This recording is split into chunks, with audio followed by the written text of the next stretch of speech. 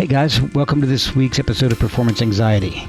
This episode features singer and multi-instrumentalist Danielle de Picciotto. We talk about the wide variety of instruments she plays. We talk about moving to Berlin from New York in the late 80s. We talk about starting the Berlin Love Parade. She's got a new album coming out. Check it out at daniellepicciotto.com. That's Danielle DEPICCIOTTO.com. The music is amazing. She was so nice, and this was a great episode. I hope you enjoy it. Don't forget to rate us wherever you listen to us. Give us 5 stars, something nice to say. Check out our merchandise at performanceanx.threadless.com. Here's Danielle de Picciotto.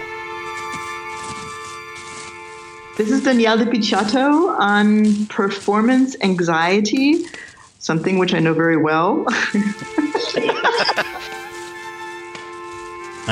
Please forgive me if I get a couple things wrong. I don't speak any German, so when I know I'm gonna butcher names and stuff. So please help me out with that. No problem at all. In fact, during the interview, I may be asking you. I'm not even. Please pronounce that for me because I'm not even going to give it a shot. Okay, no problem. No problem at all. So again, I do thank you so much for joining me. And I know this is for this show. This is the first international interview I've done. So thank you for that. Oh wow, cool! That's an honor. Thank you. Well, you moved to Berlin back in the late '80s, and I was wondering what precipitated that. Approximately, you don't have to give ages, but about how old were you, and what made you decide Berlin was the place for you? Well, I had just finished studying in New York, and New York in the 80s was pretty heavy. I mean, dangerous and mainly dangerous. Yeah. And, I kind of was a little tired of being scared all the time. That was like a general feeling I had because I had a couple of teachers that were shot and a couple of friends that were. Yeah, it was pretty bad back then, like, 85. Yeah, I lived in New Jersey, but I was still in like middle school and high school around that time. So I was. Yeah.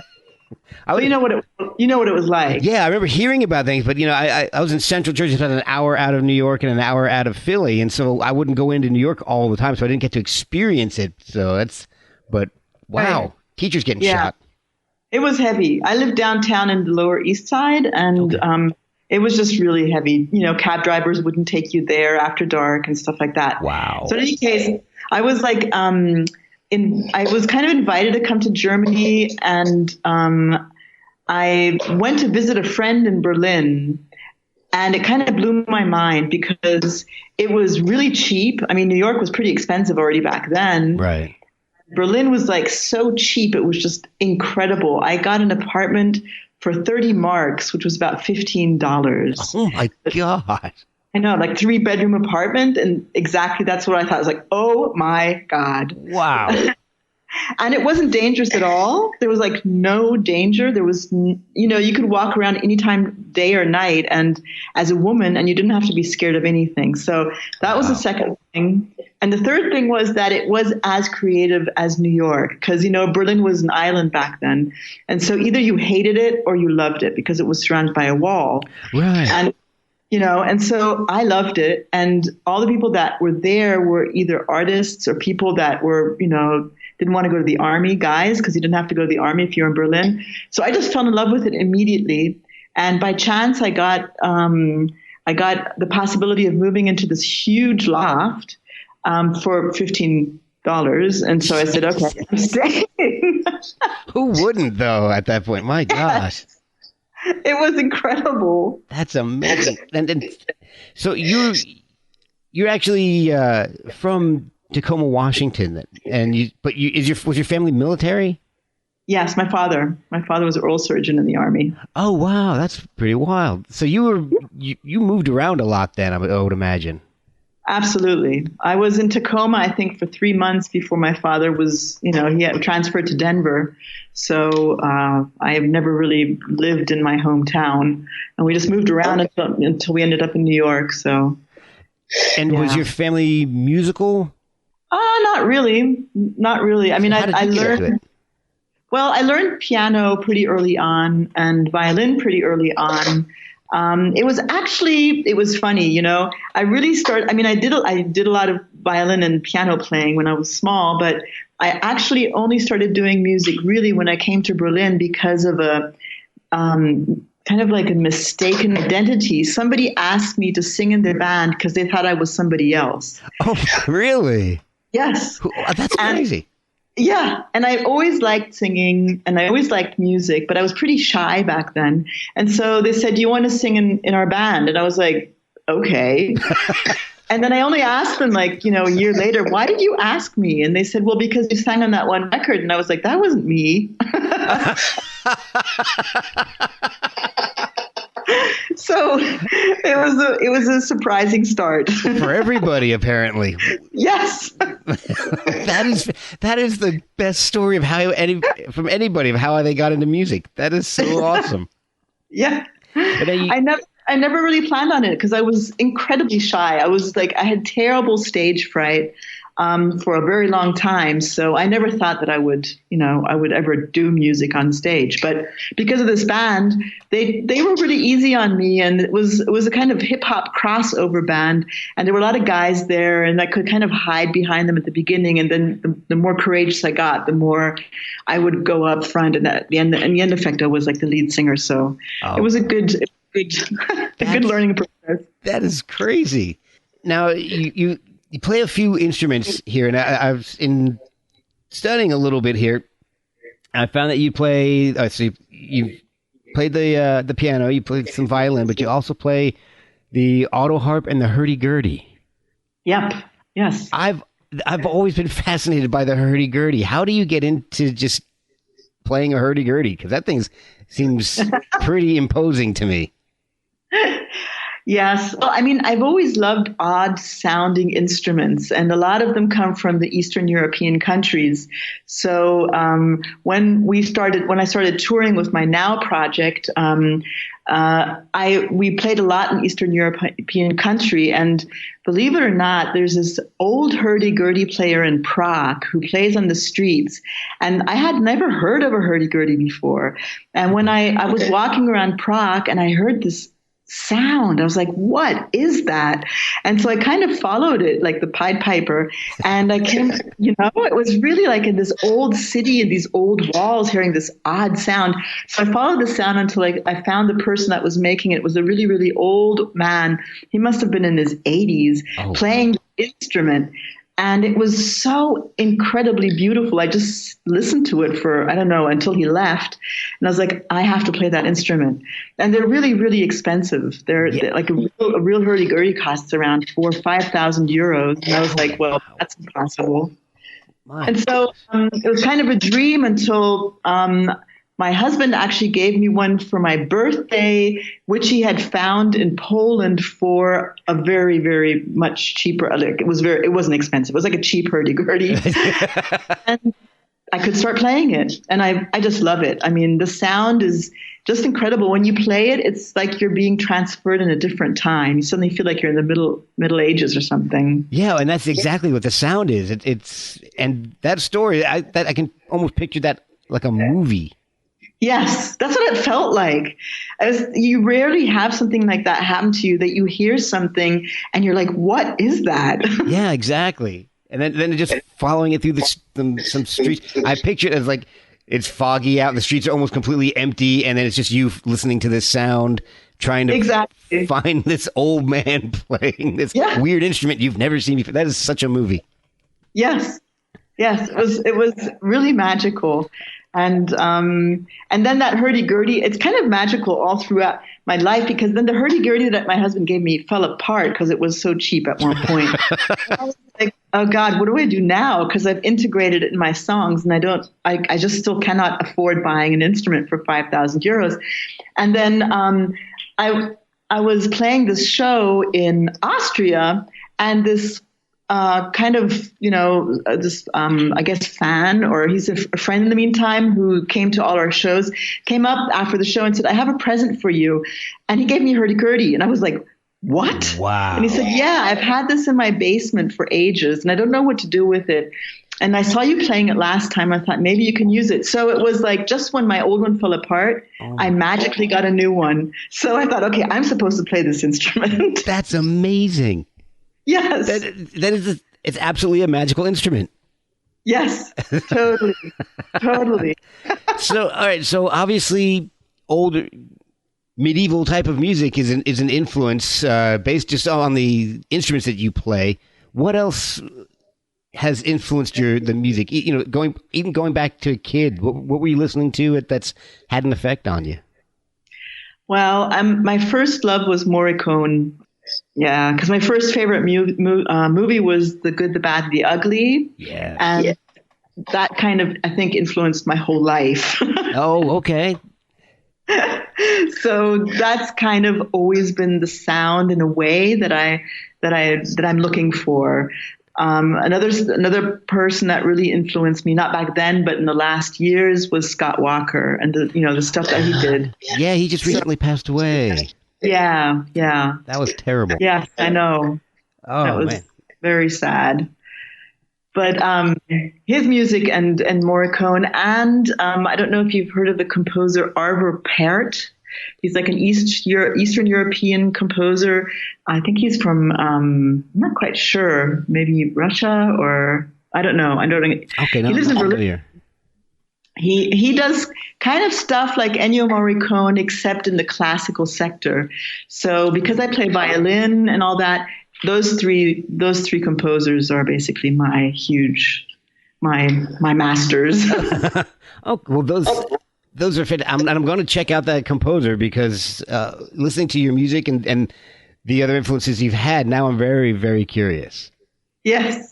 I think you'd like it. If you like Ennio Morricone, you like this. He has a lot of, Morricone always has these bells and stuff. He has a lot of bells. I love bells. Yeah, exactly. And he knows how to use space in music so well. Exactly. So exactly. All right. So now you moved to Berlin in the late 80s. So you were there when the wall came down then. Oh, yes. What happened to the music scene at that point? Well, that was quite an event. It's like, I don't know if you know that I kind of originated the Love Parade together with my back then boyfriend. I was definitely going to ask you about that. That was kind of the beginning of a new music era for Berlin. Before the wall came down, it was kind of like ingenial dilettantes, like, Einstürzende Neubauten. Nick Cave was a lot in Berlin. Thank you for pronouncing that for me, by the way, because I've known that band for decades, and I've never been able to figure out how to pronounce that name. Yes, I understand. It's like my last name. Those two words, Einstürzende Neubauten, and my last name, Danielle de Picciotto.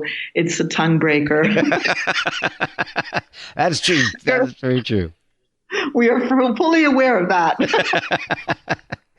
All right, so you move to Berlin, the wall comes down, and you start this Love Parade. Tell me more about that. Well, like I said, the sound of Berlin before was kind of like this really melancholic, existentialist, dark music, because Berlin was very dark before the wall came down. That's why people either hated or loved it, because for a lot of people it was too dark. It was kind of scary in a way too, in a kind of romantic way. But when the wall came down, it was like somebody had opened the door. And obviously a lot of people came from the East, so that is why it was kind of like a door opening. But it was also because before it had been surrounded by a wall and you couldn't really leave or get in easily. Suddenly it was easier, so all kinds of different influences happened. And the first thing that happened musically was this new music, which eventually became techno music, or that kind of electronic style, acid jazz and stuff, came in from England and from Detroit. And I was dating a guy back then called Matthias Röhring, who's now known as Dr. Motte. And he was really, really interested in those new sounds because they kind of deconstructed music. Okay. And I thought that was really interesting. I mean, I've always really liked lyrics, and I'm very into, writing lyrics. But it was pretty shocking at the beginning to hear this kind of music suddenly, that was completely reduced only to rhythm, I don't know, to hear it. So it was something completely new. And him and I, we decided that we felt like doing a parade with this new music to kind of force everybody to listen to it. Okay. Well, that's definitely a different approach to getting your music out there. Yes. Here, you're going to have to listen to this. Exactly. We're going to walk up and down your street, and you're just going to have to listen to this. Yeah, you can't change the station. Sorry, this is it. Exactly. So now, how long did you do the Love Parade for?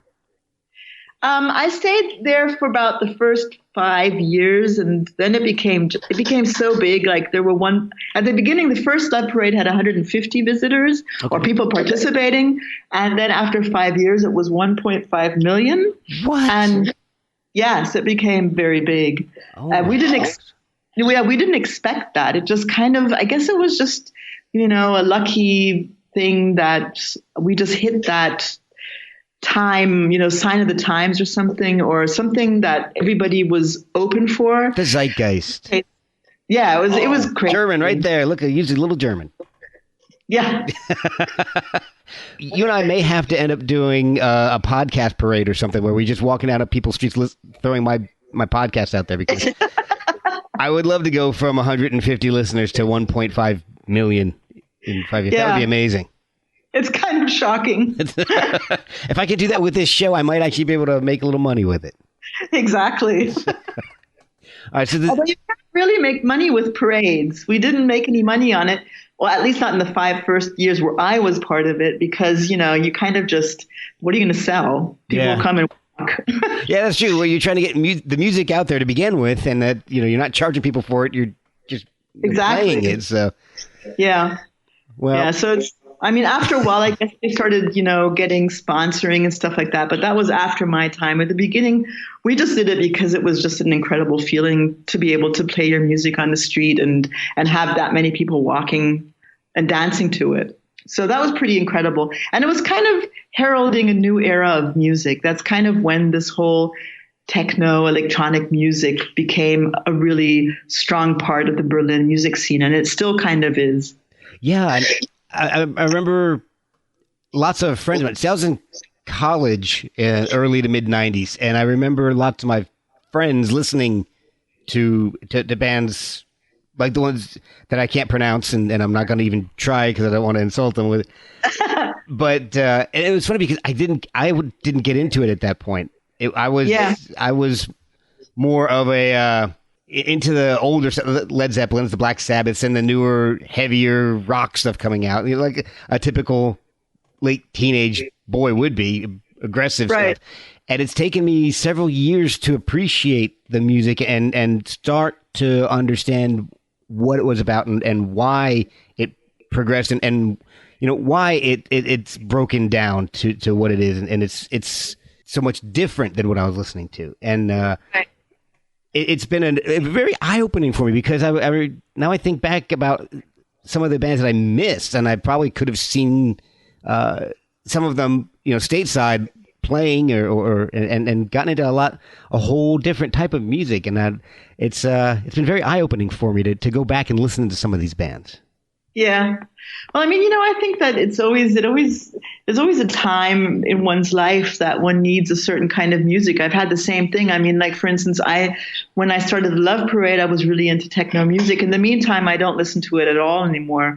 So now I like electronic music. There's electronic elements in my music, and I like harmonies, and I like the mixture of classical with drone and with rock. Yeah. So, I guess that it evolves with one's life. Sometimes, you like stuff that doesn't have any lyrics, and then you only want lyrics. So that's very true. That's very true. I can definitely tell you that there are times where it was a 6-hour drive for me to go from my house in New Jersey up to my college in Rochester, New York. And I can remember just throwing cassettes in the tape player and listening to music the entire time. And I can't do that now. It's definitely changed. I definitely need something. And that's why one reason why I love podcasts is I like, even if I'm not part of the conversation, if I can listen to a conversation, Right. it helps pass longer stretches of the day better than music would for me. Yeah. I mean, back then the podcasts didn't really exist, did they? That's something really new too. Right. I mean, Yeah. really. Yeah. It was just talk radio basically. And, I definitely didn't want to listen to anything. NPR was not on my playlist, on my presets on my radio either. Yeah. I was listening, since I'm listening to more aggressive stuff, NPR was the antithesis of everything I was listening to. Yeah. Yeah. So you tour, are you touring with bands at this point? Who are you playing with at the time of the Love Parade and from then on? Oh, back then I was, back then I had a band called Space Cowboys, and we were kind of like a hip hop crossover rock band, one of the first in Berlin. Right. And that's kind of where, that's the band that basically asked me, they thought I was somebody else.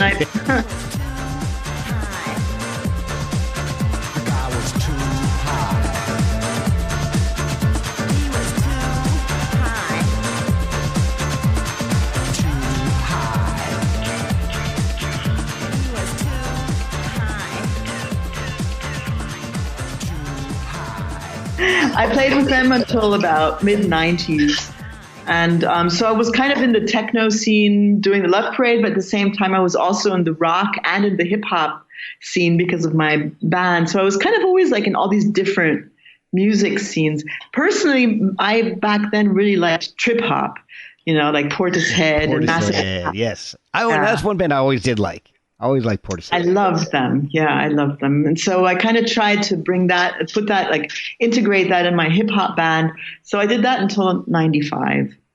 Okay. And I imagine telling me what you're telling me about Berlin. It sounds like it was a little easier to delve into different types of musics. That's not a word. Music than it would be over here in the States. It's a little more accepting of it. I guess it started changing in the mid-90s that it was acceptable to do that. In the 80s, it wasn't. In the 80s, it was like either you were in the rock scene or you were in the, 70s scene or in the hip-hop scene. But that's why my band, when we were like doing this crossover thing back then, was one of the first ones. It was kind of the start of crossover. And Berlin, is a big city, but still the scene is, back then especially, you kind of knew everybody. So a lot of people started doing that, like delving into different music styles just out of the interest. And it was fun trying to put weird stuff together. And that's the kind of stuff I love, because I remember back mid-90s, what really brought that to the forefront for me was there's a soundtrack to a movie, Judgment Night, where they matched hip hop. Oh, right. Yeah, hip hop artists with rock stars. Yes, I had that. That was great. I still listen to it. It's still amazing. Yes. That was a big changing point for me, because it was, and maybe it was just me being in my early 20s at that point. I never thought of mixing genres like that. I never realized, hey, and it's such a simple idea. Let's just get two people who don't do the same type of music together and see what happens. And to me, it was magical, because then it started opening my eyes to people like Del the Funky Homo Sapien and all that. Exactly. And so you're doing that in Berlin then, around this a little earlier, actually, even. Yes, it was like I was in that band from 89, 90 until 95, and for me, I mean, it was perfect for me, because I still do that up to today. I try to bring together odd things that don't really fit together and see what happens. And it kind of always creates magic, I find. So for me, it was kind of an eye opener that you could do that. And it's kind of stayed with me in all my different arts throughout the years. And you are an artist of many styles. So you're a musician. You're also, you've done illustrations, painting. You've actually written 2 books. How did you get into writing, and is it something you've always done? I've kind of always done it. I mean, writing I've really done from the very, very start. I could read very early, and I started writing immediately. So that's the thing that kind of has been with me from the start, although I never really had the aspiration of becoming a writer, that kind of happened more by chance. I think probably because I just enjoyed writing lyrics so much, it just kind of happened. And, I mean, nowadays, or not only nowadays, it's always been like that. It's so difficult to survive as an artist without having a job on the side that I kind of thought, okay, I'll try to use all of my talents and somehow earning money. And so it just when you write a book, at least here in Europe, you get a pretty good advance. So somebody said, hey, I think that you have a interesting stories. Don't you feel like writing a book? And I was like, sure, of course.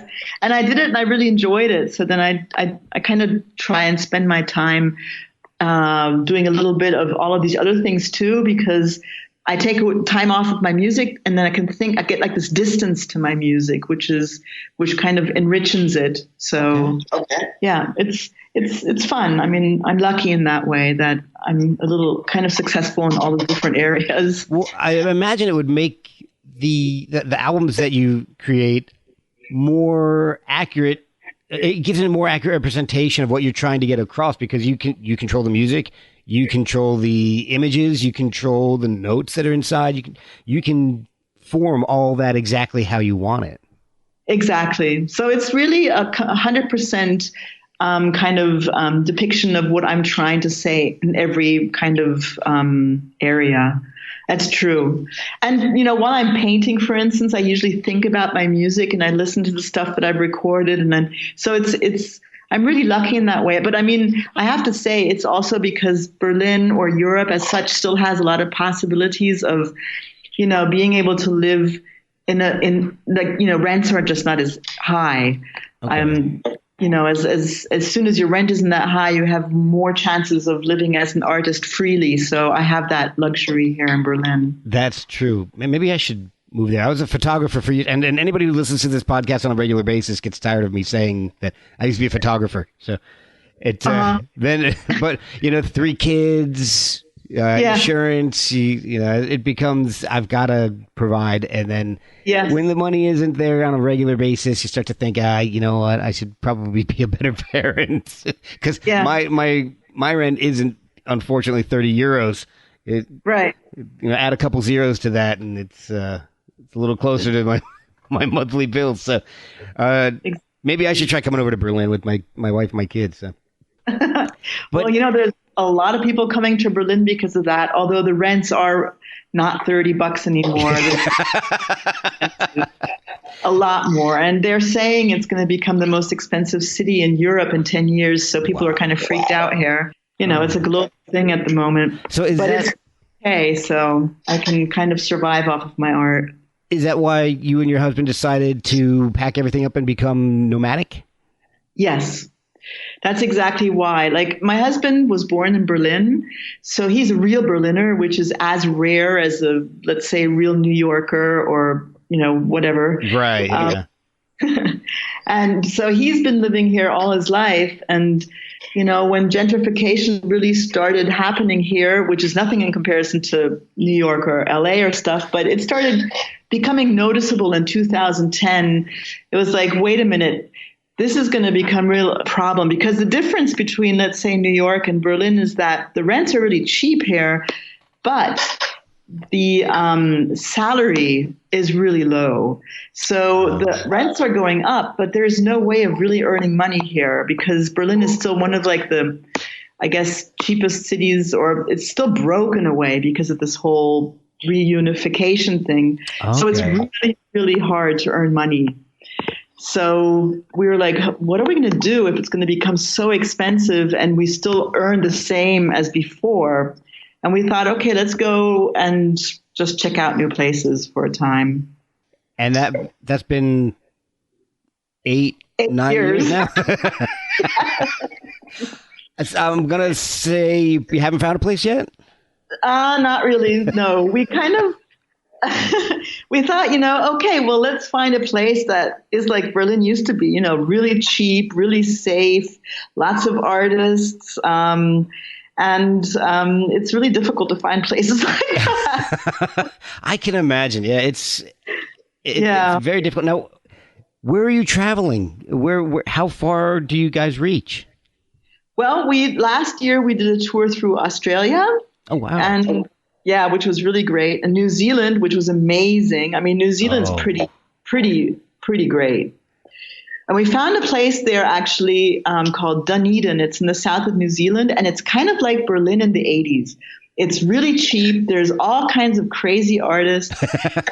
It's really safe. It's really wonderful, but it's so far away. Yeah. Oh my. Yeah. That's a very remote area, I can imagine. I mean, New Zealand in itself is remote, and then if you're going to a remote area of New Zealand, exactly. Man. So it was kind of like, wow, this is perfect, but it's so far away. Oh yeah. Well, I could clue you to a few really cheap places in Alabama, but I don't know if it's going to have the artistic qualities you want. Yeah, because you also, I don't know, like if you can you earn money there? That's the other thing we have to do. No, that's why we left. That's why my wife and I left Alabama. Okay. We moved up to Virginia where I could find a job. So right, because with underground music, it's kind of difficult to earn money. Yeah. Now, what effect has that had on your art, your music, and your physical art? It was actually really interesting because, I mean, for one, we had to get rid of all kinds of stuff. Well, we basically, because we put all our stuff in storage, we had to get rid of 2/3 of everything we had, and only kept our instruments, a little bit of, my art, and taxes or something like that, or the stuff that you have to keep. And basically had to get used to traveling with one suitcase per person and our instruments. Wow. And that really changes you, when you kind of have to just depend on only one suitcase. It's interesting. At the beginning, we were like, we don't know. I mean, I was like, how many shoes can I take? And high heels? No way. That was tough. Oh, man. Yeah, I didn't think about that. Oh, yeah. Wow. There's a lot of stuff you have to give up. But then after a while, we noticed you don't really miss it. And it's actually possible. And because you've kind of lightened your life, or, you've emptied your life of everything you don't really need, you suddenly realize that you actually do not need it. You need a lot less than you actually think. And you become a lot more focused on the things that you are doing because you're not kind of, at least put it, distracted by all the different things that you have and do. Okay. And I think that our work has become a lot more, focused in every way. So it's been a real eye opener in a lot of things. I can imagine that because I'm sitting around here looking at my room right now. It's full of laundry and stuff that I just don't really need. I'm thinking, it sounds like a fantastic idea right now. Yeah. I got way more than one suitcase full of laundry sitting on my floor right now, waiting to be folded and put away. And I'm like, I really don't want to do it right now. So just pack it up and bolt. Me and my wife and the kids just take off. But it's funny. It's actually something that my wife and I have considered doing after the kids are, in college and on their own. Just, traveling for a little while. At some point when I don't have to worry about income as much, maybe. I don't know if that'll ever happen, but it's always been something I've considered. So, talking to somebody who's actually done it is very fascinating to me.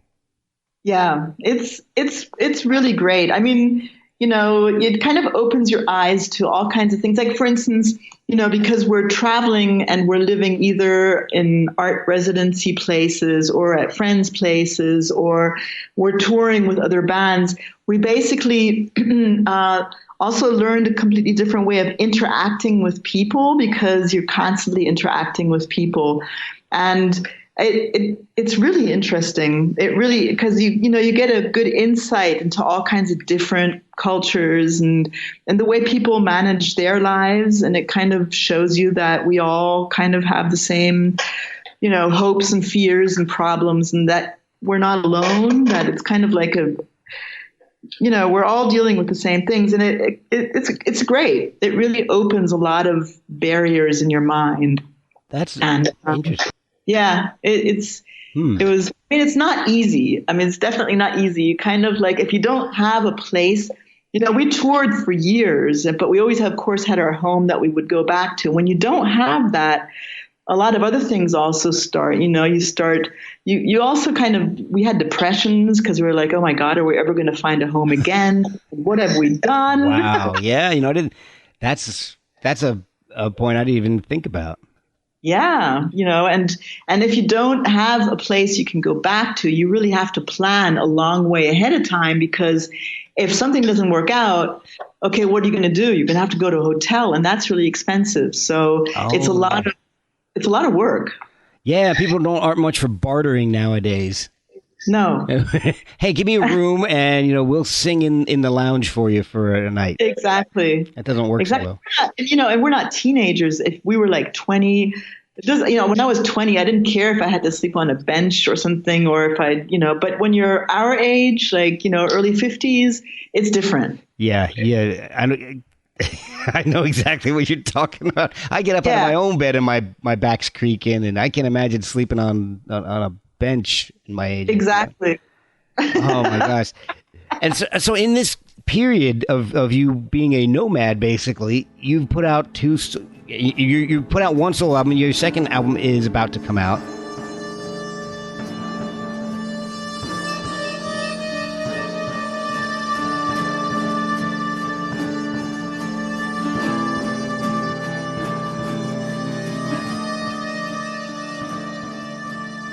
Is that a direct response to being a nomad? Because you've been part of 19 different albums, I believe, in one way or another. But this is the one coming out is only your second solo album. Yes. Is it part of being of traveling so much? I don't know if it's part of the travels. It's kind of because I've collaborated with so many different people. I at one point had the feeling I really have to see what my own voice is and what I actually like and what I actually have to say, and do I have anything to say at all? And it was interesting because the first solo album I did was more instrumental. I recorded it in Joshua Tree, which was incredibly inspiring. Oh, yeah. Yeah, it was just amazing. And it kind of, really reminded me of The Good, the Bad, and the Ugly. Yeah. That was perfect for you then. Yes. It was so perfect for me that I just kind of immediately recorded all these songs. It was really, really easy. And it was interesting for me because I kind of got to know what my voice is, which is different than if you're collaborating with other people. And because of that, I had different things to say or to offer after I had done it in the other collaborations. So it was really interesting. And I just really enjoyed it so much. I thought I wanted to do a second album. And I decided to do it now because my husband, he's going to be recording with his band this year, and which gives me a little bit more time. And I don't really feel like starting a new band with somebody else. So I was like, okay, I'm just going to concentrate on my own stuff. Okay. And I recorded my second one. Well, I was perusing a little bit of your first album, Tacoma, and the songs like Luminous and Per Aspera ad Astra, it's gorgeous. They're absolutely beautiful tracks.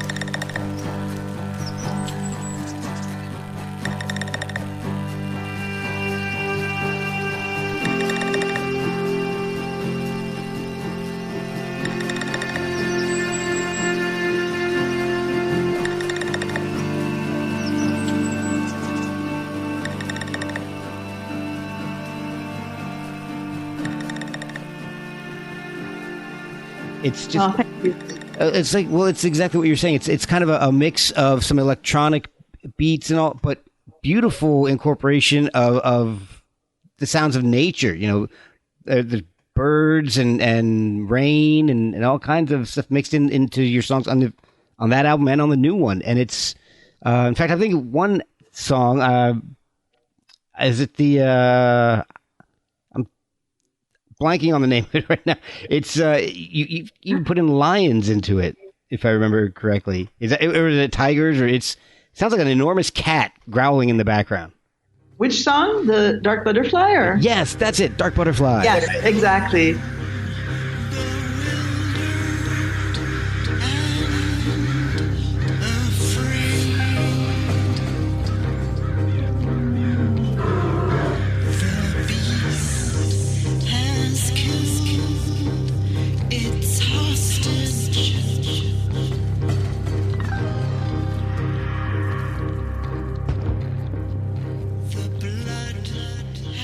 Yeah. There's all kinds of different animals there. And funny, now that you said that, I found that in my notes.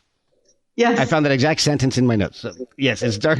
Now, when you're recording on your own and you want to incorporate sounds like that, is it hard to find the right sound? Are you going through like 5 different lion sounds and a bunch of different bird sounds?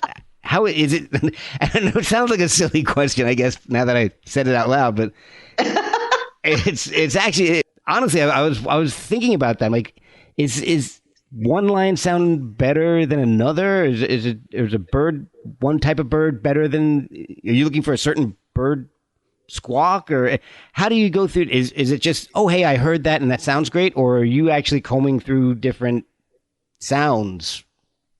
Well, I kind of have the sound in my head that I want. And either I try recording it if I, wherever I am, if I can go to the zoo or if I can go wherever into the forest or wherever I am, or I obviously look if I can find it somewhere in some sound bank. But I do know exactly what I'm looking for. I mean, for that specific song, it's kind of, the whole album has a lot more lyrics than I actually originally had planned on.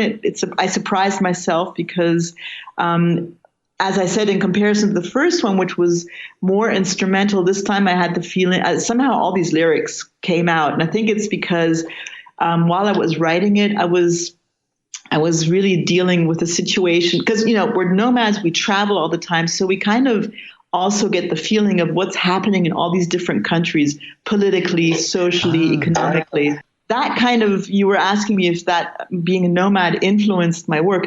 That definitely influenced this album because all the things that I'd experienced kind of came rushing out in my lyrics this time. So like, the whole political upheaval in Europe, in New Zealand, in the States, and all the things that people are kind of speaking and worrying about, it all came out there.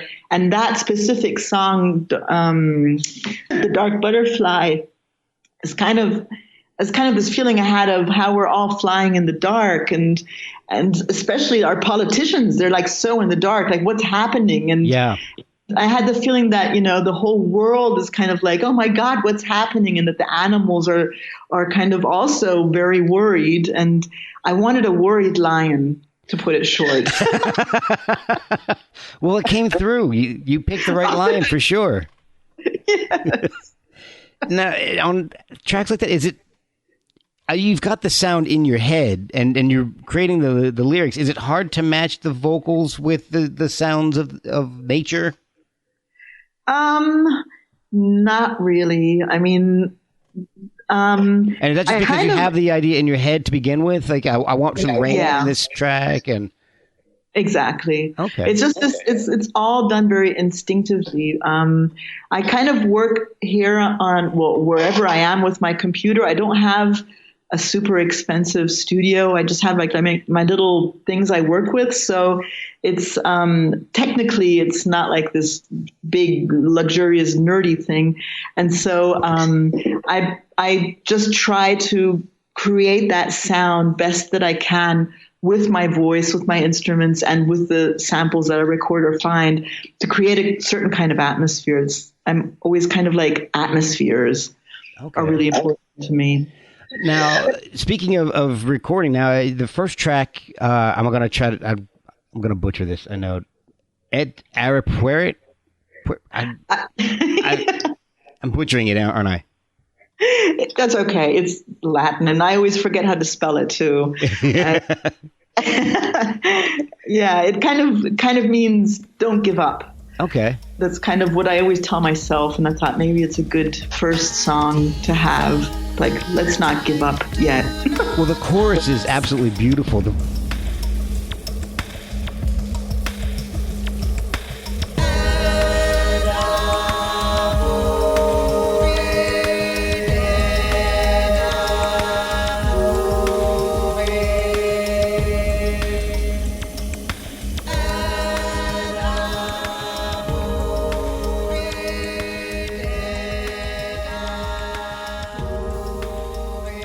So many beautiful voices. Is that all you, or do you have other people singing with you on that?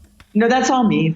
I love choruses. Yeah. And Thanks. I was trying to figure this out because I love choral things like that. And you may even be familiar with this band. I have a CD by a band called the Quink Vocal Ensemble, or Quink. No. Oh, don't know. It's amazing. I think they're Dutch or something. I don't know. I got it I got 20 years ago when this album came out, and the choruses are absolutely beautiful, and they're very similar to the style. It's like, I don't want to say Gregorian chant kind of a style of chorus, but what type of chorus is that? What type of music would you consider that chorus? Because I want to find more of that. Well, I would actually even say it's kind of classical. I used to, when I was small, I think that influenced me. I started singing in like children's choirs and stuff when I was, I think, around 5, because my mother, I don't know, she thought that was important. And so I basically sang in choirs all through my whole school time. And I can sing pretty high, so I was always the soprano. And I'd say that what I sing there is pretty just regular classic choir sound. I mean, for instance, I guess, I'm not sure, Bach has choirs like that, like the old masters. There's quite a few. Absolutely beautiful. I considered doing it on my own, but in the last album I did with my husband, which is called Minnetheke, we were recording in an old church in Austria. And just for the fun of it, I started doing these different voices when we were recording, and we recorded like a 10-voice choir together. Oh, wow. And I was like, I have to go on doing it. So it kind of, appeared in my album too. Yeah. Now, this is actually a question I wanted to ask earlier, and I totally forgot about this. Did you, when you decided to move to Berlin, did you already speak German, or did you have to learn it as you immersed yourself in it? Well, I couldn't speak, but I could understand it because my mother's German. And so she used to speak to me in German, but I always answered in English. And so when I came to Germany, I had to kind of learn it, but because I had it in my ear, I learned it pretty quickly. That makes sense, because obviously your German is fantastic. Obviously, you've been there for a while, and you've immersed yourself in it. So it's... I've always wondered about that, dropping yourself into a different country and having to learn the language. I just wonder if I could do it, and if I would just sound like an American speaking whatever language I'm in, or if I would pick up the nuances of the syntax. And I think that if you for instance, are somebody who's very audio inclined, like you listen to a lot of music, you like doing music and stuff, it's something that's quite natural and is easier for somebody who is not, like, is more visual, for instance. Like, I know musicians that learn languages really, really fast. Okay. And if you're living in a country, you usually, most people I know, it takes them, like, they do a couple of maybe little lessons and stuff. They usually learn it within a year. Okay. Wow. Yeah. Yeah. No, I had friends from Australia that came to Berlin, and they just did a couple of courses, and within a year they could speak German pretty well. And German's not an easy language. No, I know. I've actually, my aunt is from, why am I blanking on everything this morning? It's like 8:00 here. Oh. And I'm trying to remember things. No. This is fantastic, because it made me get up early, get the kids up early. My wife and one of my daughters is out of the house shopping for a dress for something she's got to go to. Okay, my aunt is from Bremen. So that's a nice place. Yeah, I've grown up listening to her speaking, and I've tried to pick up things here and there. She's tried to teach me a little bit, and it's insane. Their words are so complex, and long. They've got nothing on the Welsh. But the words are so long and complex that it's much like a lot of things that are German. It's intimidating. Yeah. I'm really happy that I kind of had it in my ear because my mother spoke. I don't know if I would have been able to learn it that well. But again, I know a lot of people that did. I'm not. I actually. I don't really like learning languages because I don't know. I just don't. So I'm really lucky in that. So your new album's coming out. It comes out May 15th. Now, this will probably end up being released after that, but we're still talking about it like it's in the future. You're including artwork that you've created for this album. Can you tell me a little bit about how did the music influence the art, or the art influence the music, or was it both? Well, I think that both was basically influenced by my travels. I always I really enjoy drawing or painting and listening to the stuff that I've recorded. So I have some time to think about what I'm recording. And so I'm sure that the music does influence what I'm drawing. And because I'm drawing it, it also influences the music. But in general, it's kind of, both are influenced by my travels. So I usually draw like portraits. I'm not abstract at all. I have very colorful portraits, and I kind of have, I paint the impressions of people that I meet on my journey. Okay. So the state of mind that's kind of what the whole album is about, the state of mind in general at the moment. Because I travel so much and I see so many people and I experience so many different cultures, it's kind of all become one for me. And I think that that's why my album, the lyrics are so kind of universal, like they're speaking about the state of our society in comparison to originally I actually wanted to speak about myself. But the lyrics are more about universal themes, like what's our future going to be like? What's the state of our world? What's the connection between different people, between all of us? And the art kind of mirrors that as well. Okay, and the vinyl edition that's coming out is going to have the 24 pages of art and a hand-signed screen print. Is that going to be an extremely limited edition of those, or do you know how many are being released of that? Yeah, it's extremely limited. Like the one with the hand-signed screen print is very limited. I mean, nowadays vinyl is limited anyway, but it's very limited. Yeah. How can people find this? I know a lot of vinyl collectors out there. How do people find the album, either the vinyl or the electronic version? But if you do get the vinyl, that comes with a download link for 2 extra songs, correct? Exactly. Exactly. Yes. So how do people find the music? Well, you can either get it. My label is an English one called Louder Than War, and one can order it on their homepage or on my Bandcamp page, which is Hacke de Picciotto, the name of my other band. Another very complicated. I specialize in difficult names. You may have to spell that one out for us. Okay. It's HACKEDEPICCIOTTO. All right, there we go. People, anybody who goes there can find your other work there too, as well. Your other albums. Exactly. All the albums I did together with my husband are on there, and some of my old or my first solo album is on there. So there's all kinds of stuff. There's also DVDs that I've done, films that I've done of different artists. There's a lot of stuff, lots of nice stuff on the Bandcamp page. Yeah, I was looking at it last night, and it's amazing. The amount of stuff there, and the music is fantastic. And the new album, the music that I've heard from the new album from Tacoma, I get like this Barry Adamson, Laurie Anderson influence or feel from it. There's a definite like spooky, ominous sound to it. Almost David like it could come right out of David Lynch's Lost Highway.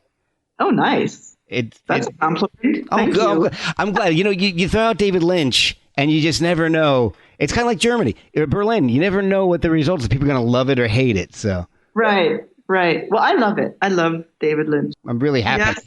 I'm really happy meeting people like you. This is fantastic. I'm happy meeting you too. This is really fun. Thank you so much. And by the way, another coincidence, I am currently reading David Lynch's autobiography, which is amazing. Oh, I haven't had a chance to read that yet. It's really, really, really great. It's amazing. I can only recommend it. It's so much fun. He is such a fascinating person. I don't know where he comes up with his ideas. It's just unreal. Yeah.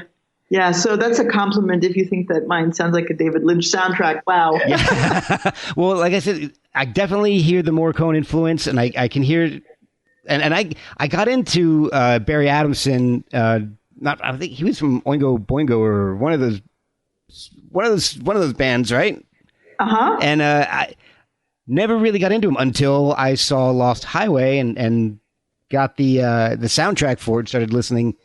And he's all over that soundtrack, and I was just like, oh man, this guy's great. I started getting into his work, and his work sounds like it could be a soundtrack to scary movies for sure. And there's some tension to it, and I get that out of this album, your new album Deliverance. I can definitely feel the same tension in it, but the beauty as well. And it's one of those works that. And I can't say this about everybody I've had on the show, unfortunately, that I started listening to it and I was kind of transfixed by it. It just started making me think and started listening to it. And I really, really didn't realize that I'd listened to like 3 tracks already. And I'm suddenly like, I got to start writing notes about this stuff. Oh, that's great. Thank you so much. That really makes me happy. Oh, good. Well, I really do appreciate you sharing the music with me and with everybody. Thank you. And I mean, the digital music is going to be available everywhere. I mean, it's going to be on Amazon and, all the regular kind of places.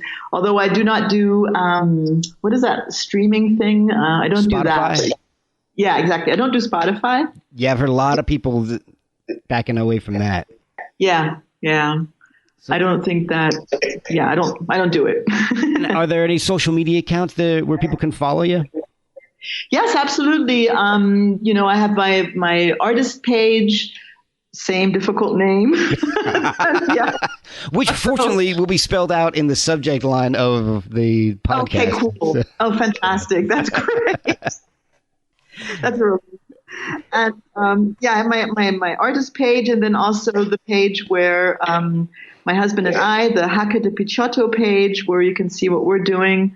Because we're going to be recording an album soon again, a new album. So there's going to be this. Basically, we release stuff. We try to release things every half a year. So there's always a lot going on our pages. That was one thing I wanted to ask you about before I let you go. Is you are prolific in your releases. You release stuff on a very regular basis. Is there ever stuff that gets left on the cutting room floor, or is it you're just constantly using what you write? Usually we use most of the stuff that we write, and I use most of the stuff that I write, but actually lately I've been doing so much that some of it has been left behind, although I plan on reworking it and using it for something else. I guess that the more you do, the more I don't know how to explain it. It's like, because for instance, now I'm rehearsing for my release party, and I'm recording because I'm going to be doing a couple of improvisations too, and I'm recording them to be able to release them. Because lots of improv stuff turns out to be a really nice background for spoken word. Okay. So it's this little pile of ideas next to me. So it's kind of like the more you create, the less you can actually use, maybe, because you have to pare it down at some point. Exactly. But it sounds like it's part of living as a nomad. You find something you write, and then you keep using it no matter what. You don't waste it. Exactly. You come back to it. Yeah, exactly. Try and waste as little as possible. That's kind of our motto. Well, thank you so much. I've kept you for quite a while. Thank you for spending so much time with me and teaching me a little bit of German and telling me about your music. And it's been a blast. Oh, thank you so much. It's been so much fun.